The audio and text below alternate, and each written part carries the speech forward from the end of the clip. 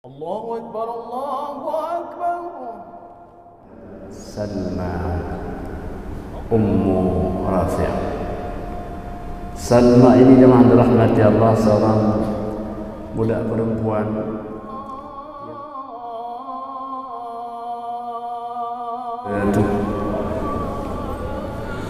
Alhamdulillahilladzi bi ni'matihi tatimmu shalihat, الذي خلق سائر الكائنات، ثم الصلاة والسلام على سيد السادات نبينا وحبيبنا محمد صلى الله عليه وسلم.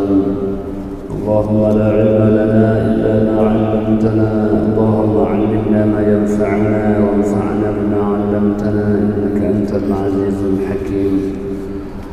فقال جل شأنه في كتابه الكريم وهو أصدق القائلين وبهدي يهتدي المهتدون: أعوذ بالله من الشيطان الرجيم، بسم الله الرحمن الرحيم.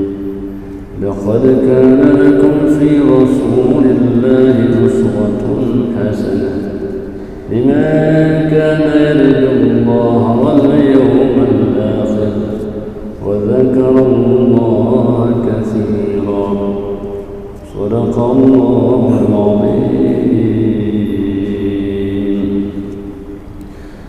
Alhamdulillah, tiada kata yang paling indah, tiada mutiara yang paling berharga selebih kita bersyukur akan nikmat Allah yang tidak pernah putus-putusnya.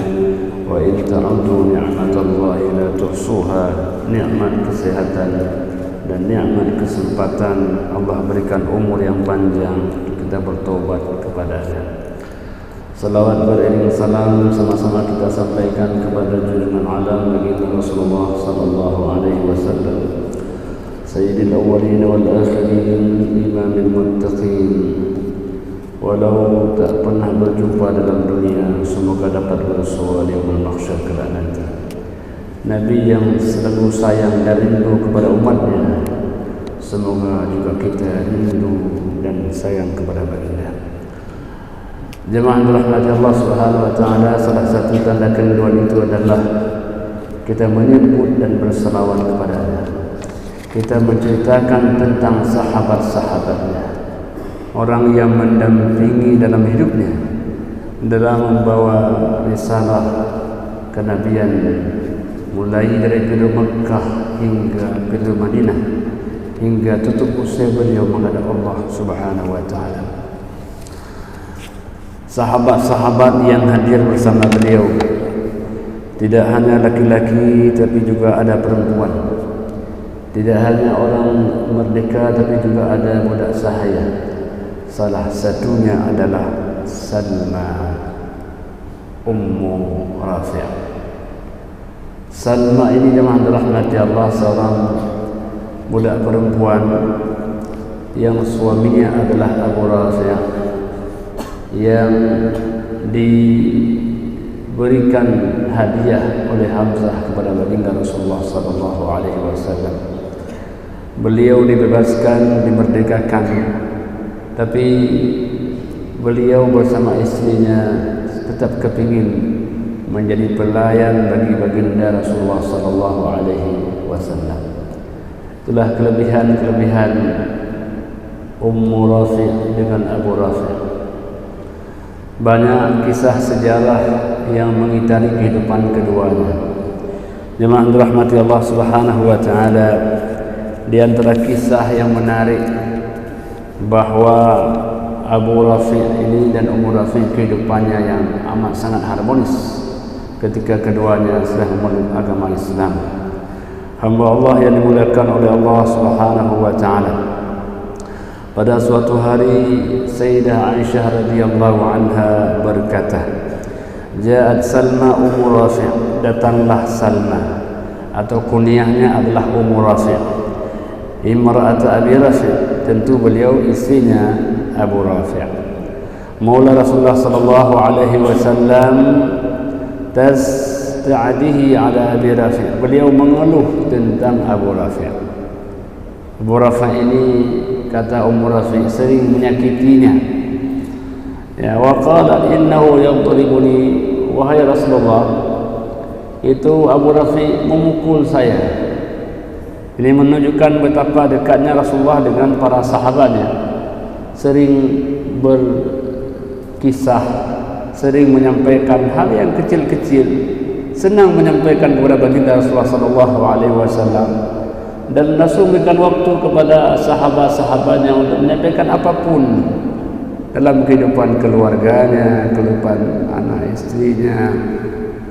Wahai Rasulullah, itu Abu Rafi memukul saya. Faqala Rasulullah sallallahu alaihi wasallam, Nabi panggil Abu Rafi, wahai Abu Rafi, ma laka walaha, kenapa engkau memukul istrimu? Faqala Abu Rafi, innaha tu'zini ya Rasulullah, dia lebih dahulu menyakiti saya wahai Rasulullah. Bukan saya menyakiti dia, dia lebih dahulu menyakiti saya.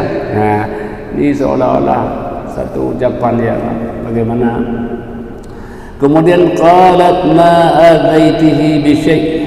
Ya. Qala alaihi salatu wasallam, bima adaitihi ya Salma? Wahai Salma, apa yang kau kerjakan sehingga tersakitkan hati Abu Rafi'? Maka jawab Salma, wahai Rasulullah, saya tidak pernah menyakitinya. Walakinnahu ahdatsa bi rihin wa huwa yusalli. Ada suatu hari beliau berhadas, keluar angin, keluar kentut. Jadi Abu Rafi ini lagi salat, keluar kentut angin. Ya, faqultu, maka saya bilang, ya Abu Rafi', wahai Abu Rafi', inna Rasulullah sallallahu alaihi wasallam amara al-muslimina idza kharaja min ahadihim rihun ay yatawadda. Bahwa wahai Abu Rafi', baginda sallallahu alaihi wasallam suruh seorang muslimin kalau keluar angin dalam salatnya untuk berwuduk kembali. Jangan lanjutkan salat karena sudah batal wudu. Nah, begitu. Faja'ala yadhhak Rasulullah sallallahu alaihi wasallam, maka ketawalah Rasulullah. Rupanya itu persoalannya kecil. Gara-gara Umar Rafiq bilang apa? Wahai suamiku, kalau keluar kentut wudulah, jangan lanjut salat. Wa yaqulu ya Abu Rafi', wahai Abu Rafi', ya, lam ta'muruka illa bi khair wa la tadribha.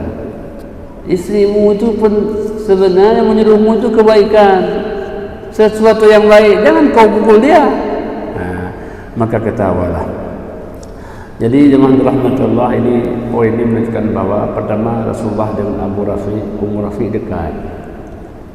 Ya, seolah-olah keluarga dekat. Apapun cerita dalam keluarga yang kecil-kecil disampaikan kepada Rasulullah sallallahu alaihi wasallam. Begitulah seharusnya kita dengan teman, dengan keluarga, dengan family, ada rasa kedekatan, sehingga hal-hal yang kecil itu terselesaikan, tidak membesar. Inilah cara hidup berkeluarga, hendaklah terbuka dan ada tempat kita untuk curhat, menyelesaikan sesuatu yang kita tidak paham. Kepada dialah kita minta untuk dipahami.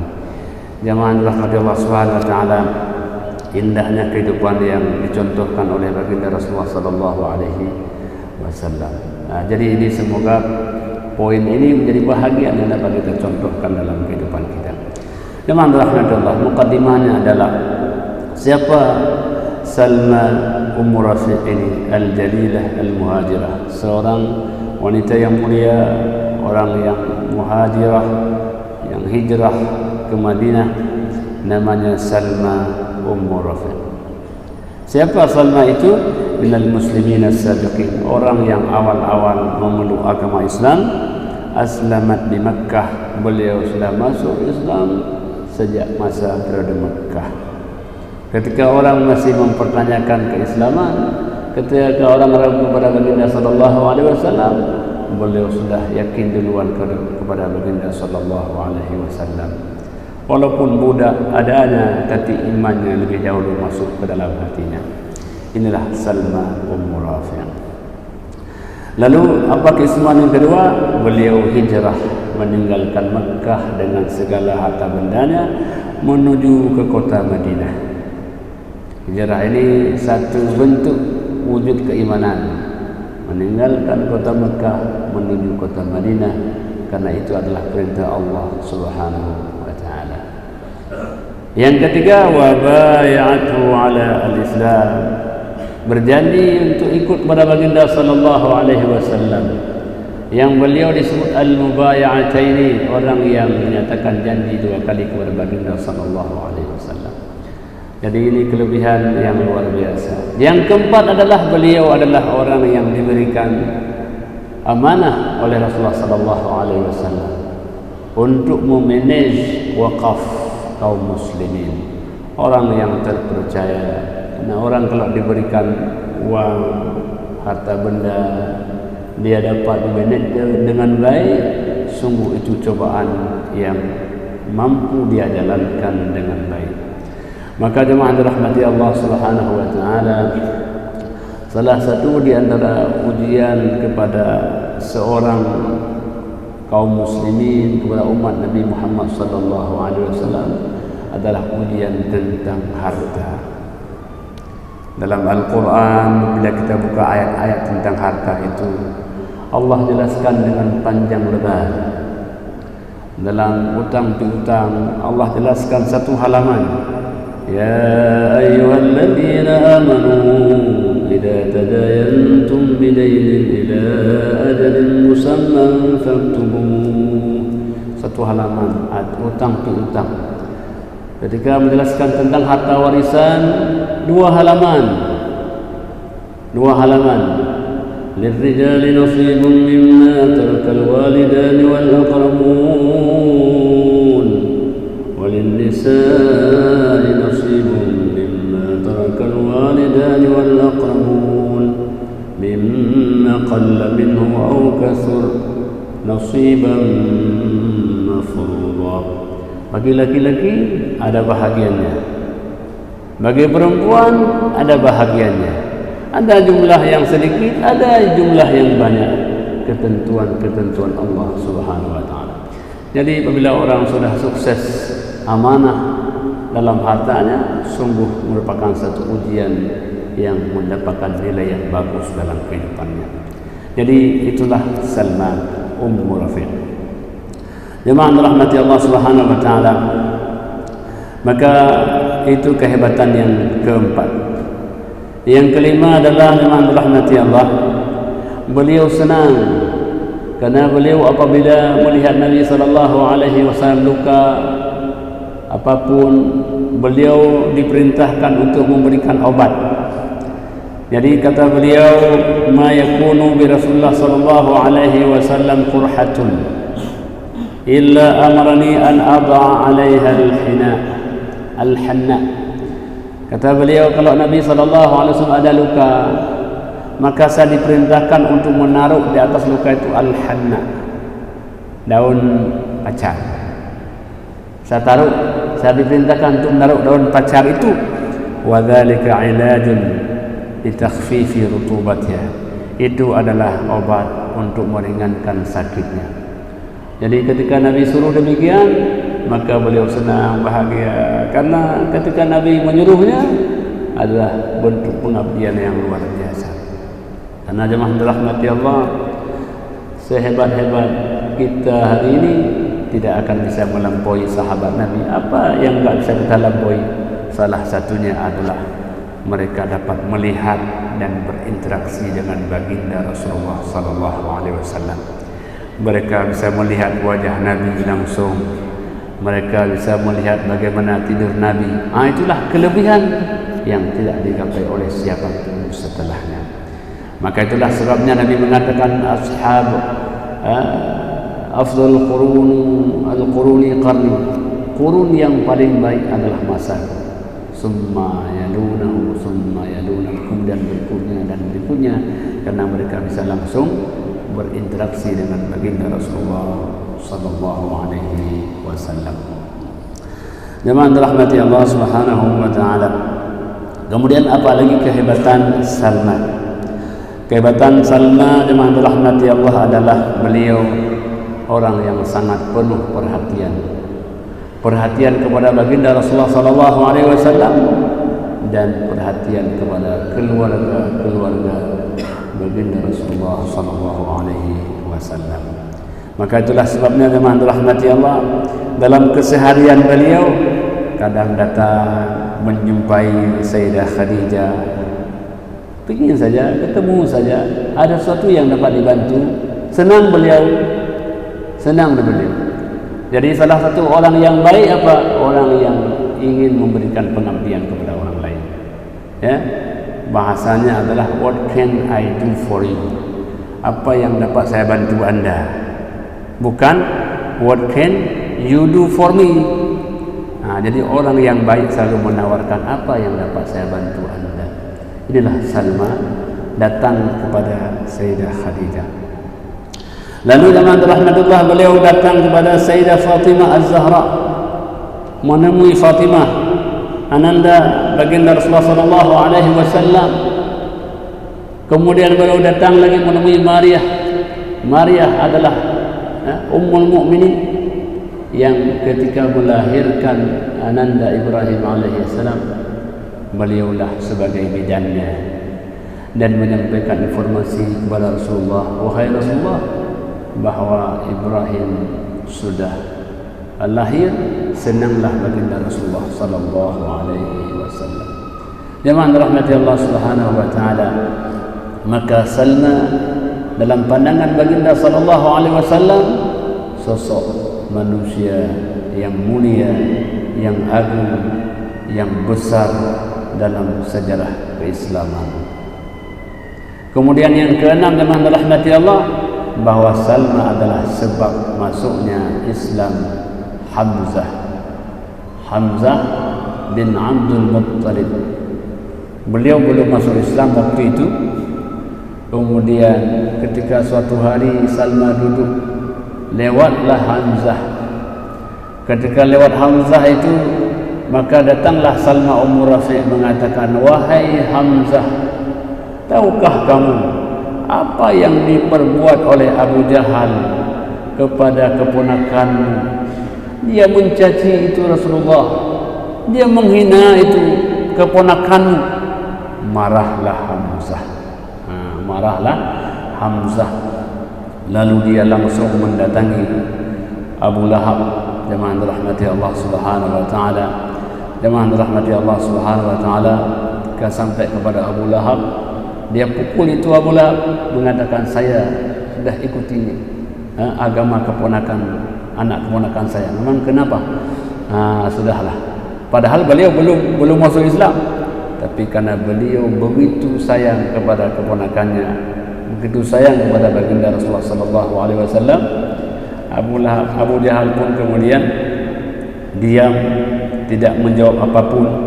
Jemaah rahmati Allah Subhanahu wa taala, maka dari sanalah muara hidayah Allah masuk ke dalam hati Hamzah bin Abdul Muttalib. Jadi jemaah rahmati Allah, kelebihan keenam, Salma menjadi sebab masuknya Islam Hamzah bin Abdul Muttalib. Hamba Allah yang dimuliakan oleh Allah Subhanahu wa taala, maka oleh karena itu luar biasa keislaman daripada Salma Ummu Rafi' ini, karena beliau dapat membantu baginda Rasulullah sallallahu alaihi wasallam dalam keislaman Hamzah sebagai salah satu sebab mendapatkan hidayah untuk beriman kepada Allah Subhanahu wa taala. Hamba Allah yang dimuliakan oleh Allah Subhanahu wa taala, maka banyak sekali kisah Salma ini yang disebutkan dalam hadis-hadis Nabi sallallahu alaihi wasallam. Poin yang ketujuh adalah Salma termasuk salah satu perawi hadis Nabi sallallahu alaihi wasallam. Karena jemaah rahmatullah, mereka yang sering mendampingi baginda sallallahu alaihi wasallam, mereka melihat perbuatan Nabi, mereka mendengar ucapan Nabi sallallahu alaihi wasallam, dan ucapan itu disampaikan kepada sahabat-sahabat yang lain sampai kepada kita sekarang ini. Itu adalah sebagai salah satu bentuk bahwa kelebihan orang-orang yang meriwayatkan hadis Nabi sallallahu alaihi wasallam. Dalam suatu riwayat Tirmizi dikatakan, wahai Rasulullah, kata Salma, ajarkanlah saya sesuatu yang Allah berikan pahala dengan amal perbuatan itu. Maka Nabi mengatakan, wahai Salma, bertasbihlah, bertahlillah, bertasbihlah subhanallah, bertahlillah la ilaha illallah, bertahmidlah alhamdulillah 10 kali, bertakbirlah Allahu Akbar 10 kali, dan kemudian mintalah ampun kepada Allah, astaghfirullah. Apabila engkau mengucapkan subhanallah, Allah akan menjawab itu untukku. Bila engkau mengucapkan la ilaha illallah, maka Allah mengatakan itu untukku. Bila engkau mengucapkan alhamdulillah, Allah mengatakan itu untukku. Bila engkau mengucapkan Allahu Akbar, Allah akan menjawab itu untukku. Apabila engkau mengatakan astaghfirullah, maka Allah akan jawab, aku telah ampuni dosa. Jadi oleh karena itu, ucapkanlah subhanallah 10 kali, la ilaha illallah 10 kali, alhamdulillah 10 kali, Allahu Akbar 10 kali, ucapkan astaghfirullah, maka Allah telah mengampuni dosa kita. Setelah kita memuji Allah Subhanahu wa taala, lalu kita bermohon ampun kepadanya atas kesalahan yang pernah kita perbuat. Jemaah dirahmati Allah Subhanahu wa taala. Jadi kelebihan yang ke-8, Nabi mengajarkan kepada Salma Rafi' ajaran-ajaran yang luar biasa, yang kemudian juga diajarkan kepada kita. Beliau ajarkan Rafi' Salma sama dengan Rasul telah mengajarkan kita lewat lidahnya Rafi'. Maka hamba Allah yang dimuliakan oleh Allah Subhanahu wa taala, salah satu tanda orang yang mulia, ucapan Nabi keluar dari lidah dia. Ya, ucapan Nabi SAW dia rekam, lalu kemudian dia sampaikan ucapan itu seakan-akan Nabi yang menyampaikan, karena Nabi telah wafat 1400 tahun yang lalu. Dialah sebagai lidah penyambung baginda Rasulullah sallallahu alaihi wasallam. Maka oleh karena itu Nabi mengatakan, ballighu anni walau ayatan, sampaikanlah daripadaku walau hanya satu ayat yang kita pahami. Sungguh satu ayat itu sederhana dalam makna harfiahnya, tapi sangat besar maknanya bagi kehidupan kita di yaumul mahsyar kelak nanti. Mana bukti kita cinta kepada Rasul? Wahai Rasul, wahai Allah, aku telah menyampaikan setengah hadis Nabi kepada orang lain, setengah saja. Itu yang kita hafal umpamanya. Sungguh itu adalah sebagai salah satu kerinduan dan kecintaan kepada baginda Rasulullah sallallahu alaihi wasallam. Jemaah dirahmati Allah Subhanahu wa taala, Salma Rafi' ini memang dekat dengan keluarga baginda sallallahu alaihi wasallam.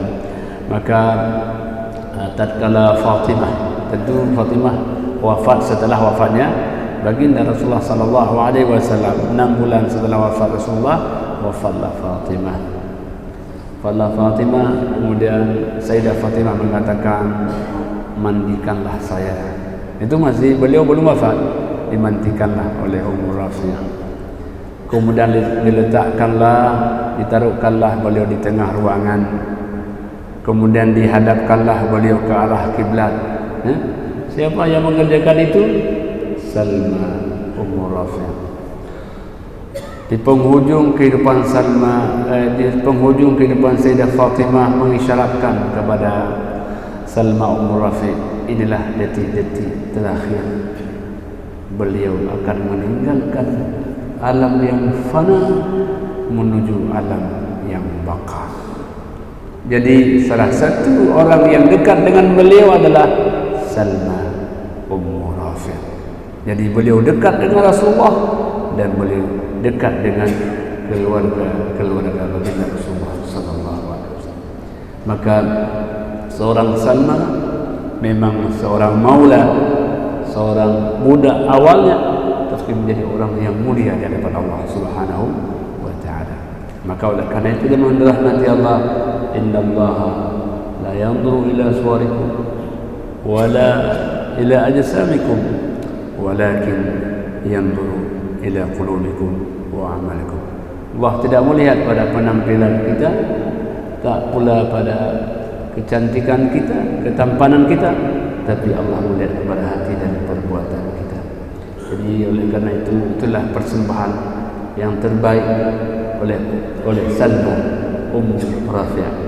Jadi beliau adalah salah seorang perempuan yang menjadi contoh, yang memiliki potensi yang luar biasa dalam menjadi orang yang mendapatkan amanah dari baginda Rasulullah SAW dalam pengabdiannya yang selalu dikisahkan dari masa ke masa.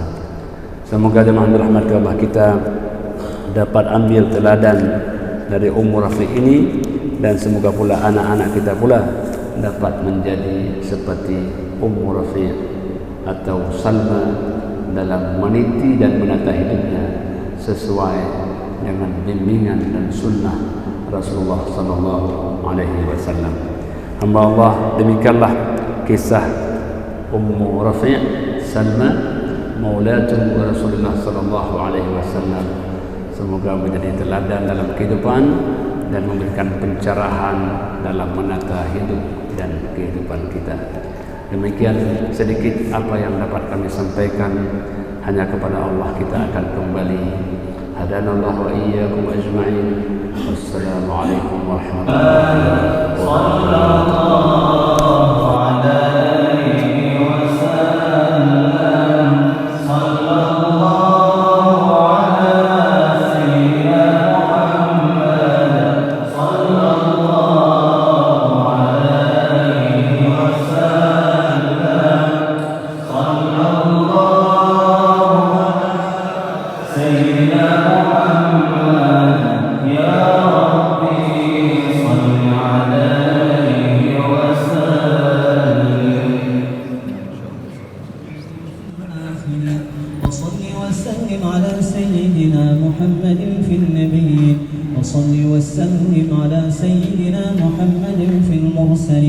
وصل وسلم على سيدنا محمد في الملأ الأعلى إلى يوم الدين.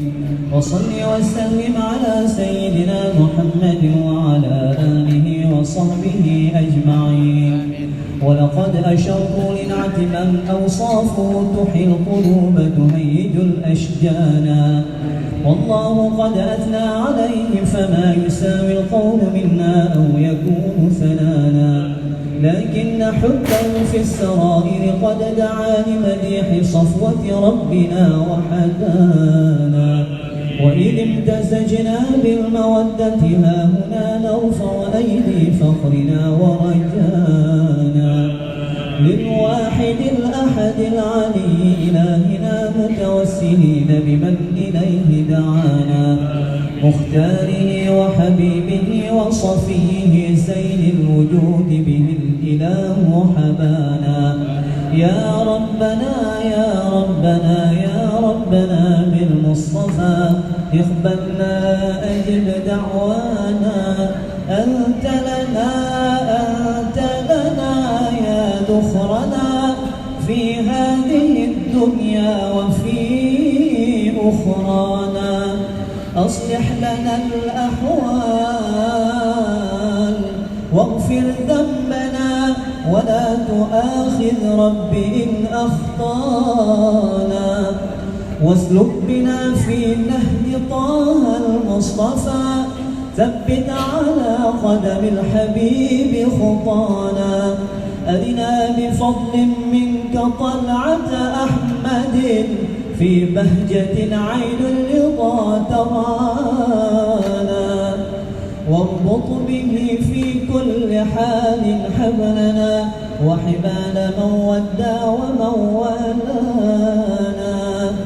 والمحسنين ومن أجاب نداءنا وذوي الحقوق وطالبا أوصانا. والحاضرين وساعيا في جمعنا ها نحن بين يديك أنت ترانا. ولقد رجوناك فحقق سؤلنا واسمع بفضلك يا سميع دعانا. وانصر بنا سنة طه في بقاع الأرض وقمع كل من عادانا وانظر إلينا واسقنا كأس الهنا واشف وعاف عاجلا مرضانا واقضي لنا الحاجات وأحسن ختمنا عند الممات وأصلح عقبانا يا ربي وجمعنا وأحبابا لنا في ذلك الفردوس يا رجوانا يا ربي وجمعنا وأحبابا لنا في ذلك الفردوس يا رجوانا يا ربي وجمعنا وأحبابا لنا في ذلك الفردوس يا رجوانا بالمصطفى صل عليه وآله ما حركت ريح الصبا أغصانا سبحان ربك رب العزة عما يصفون وسلام على المرسلين والحمد لله رب العالمين. الفاتحة. محمد في الآخرين وصل وسلم على سيدنا محمد في النبيين وصل وسلم على سيدنا محمد في المرسلين وصل وسلم على سيدنا محمد في الملأ الأعلى إلى يوم الدين وصل وسلم على سيدنا محمد وعلى آله وصحبه أجمعين.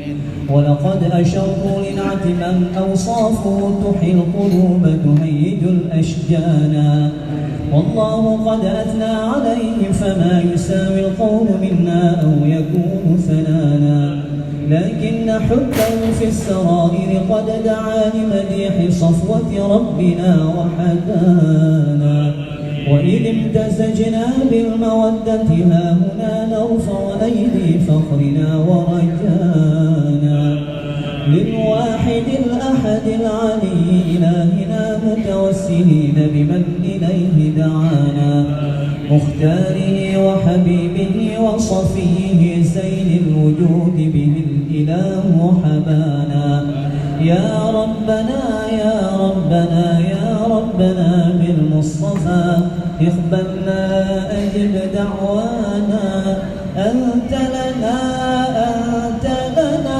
يا ذخرنا في هذه الدنيا وفي أخرانا أصلح لنا الأحوال واغفر ذنبنا ولا تؤاخذ رب إن أخطانا واسلك بنا في نهج طه المصطفى ثبت على قدم الحبيب خطانا أرنا بفضل منك طلعة أحمد في بهجة عين الرضا ترى